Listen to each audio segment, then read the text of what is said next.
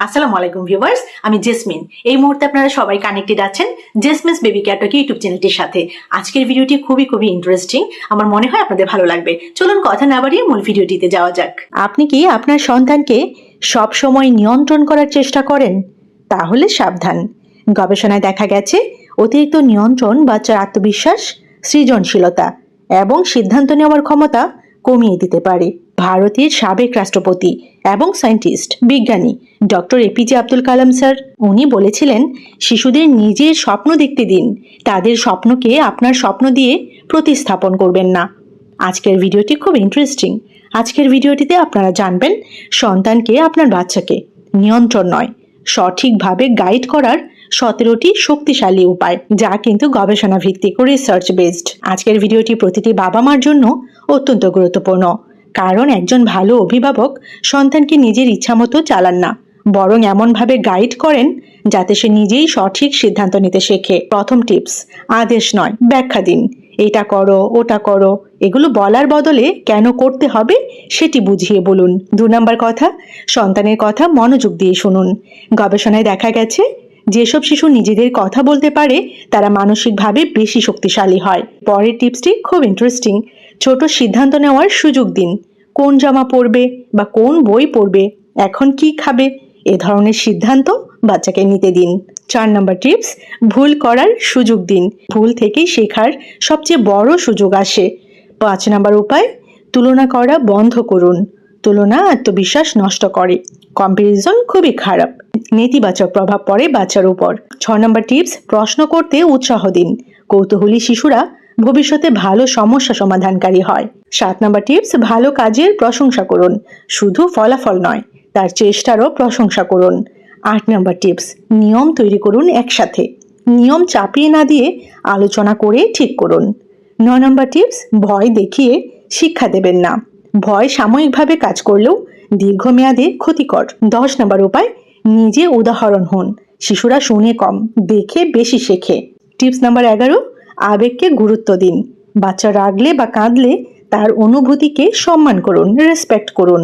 12 নম্বর টিপসটি খুব ইম্পর্টেন্ট, স্বাধীন চিন্তাকে উৎসাহ দিন।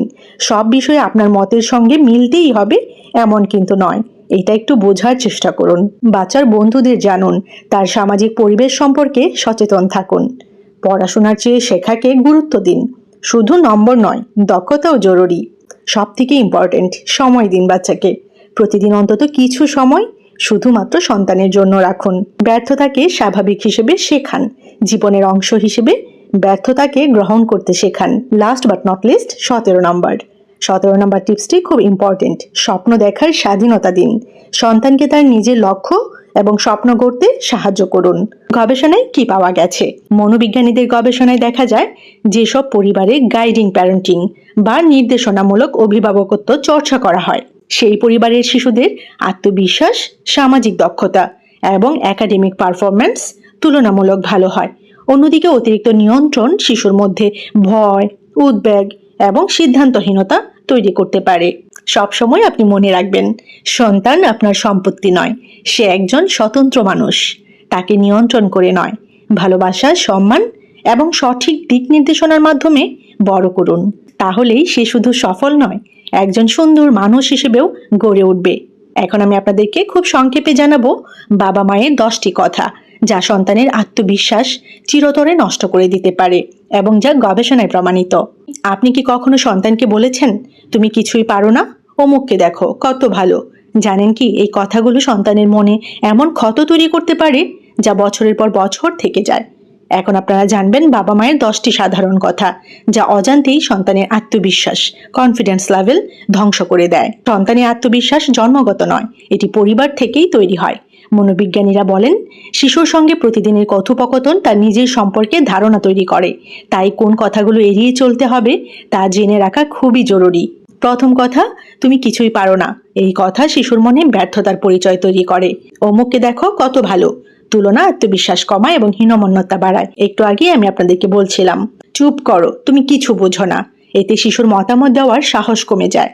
তোমার জন্যই সব সমস্যা। শিশু অযথা এই কথাটা শুনে অপরাধ বোধে ভুগতে শুরু করে। তুমি সবসময় ভুল করো, এতে নতুন কিছু শেখার আগ্রহ কমে যায়। কাঁদবে না, শিশুর আবেগ প্রকাশের স্বাভাবিক ক্ষমতা বাধাগ্রস্ত হয় এই বাক্যটির মাধ্যমে। তুমি অলস বারবার শুনতে শুনতে বাচ্চা নিজেকেই তেমন ভাবতে শুরু করে এই কথাটার মাধ্যমে। তোমাকে দিয়ে কিছুই হবে না, এই কথাটা খুবই ডেঞ্জারাস। এটি আত্মবিশ্বাসের উপর সবচেয়ে বড় আঘাতগুলোর একটি। আমি তোমার উপর খুব হতাশ কথাটি শিশুর মনে গভীর মানসিক চাপ তৈরি করতে পারে। লাস্ট বাট নট লিস্ট, আমি তোমাকে আর ভালোবাসি না। রাগের মাথায় বলা এই কথা শিশুর নিরাপত্তা বোধ নষ্ট করে দেয়। আপনি হয়তো ভাবছেন কি বলবেন তাহলে? তুমি পারো না, এই কথাটার পরিবর্তে আপনি বলতে পারেন, আরেকবার চেষ্টা করো, আমি তোমার পাশে আছি। তুমি খারাপ, এই কথাটার পরিবর্তে আপনি বলতে পারেন, এই কাজটা ঠিক হয়নি, চলো আমরা ঠিক করে নেই বা আমরা ঠিক করে নেব। সন্তানের ভবিষ্যৎ গড়ে ওঠে শুধু খাবার বা স্কুলে নয়, আপনার প্রতিদিনের কথার মধ্যেও। একটি উৎসাহের বাক্য তার জীবন বদলে দিতে পারে, আবার একটি অপমানজনক বাক্য তার আত্মবিশ্বাস ভেঙেও দিতে পারে। ফাইনাল মেসেজ যদি আমি আপনাদেরকে দিই, আমি আপনাদেরকে বলবো, মনে রাখবেন, সন্তানকে ছোট নয় শক্তিশালী করে তোলার ভাষা ব্যবহার করুন। কেমন লাগলো আজকের ভিডিও আমাকে কমেন্ট সেকশনে জানাবেন, এবং এরকম ছোট বড় আরো অনেক ইনফরমেটিভ ভিডিওস পেতে জেসমিনস বেবি কেয়ার টক এই চ্যানেলটির সাথে কানেক্টেড থাকবেন। সবাইকে অসংখ্য ধন্যবাদ জানাচ্ছি যারা যারা শেষ পর্যন্ত ভিডিওটি দেখেছেন। সবাই ভালো থাকবেন, বাচ্চাদেরকে ভালো রাখবেন। আল্লাহ হাফিজ।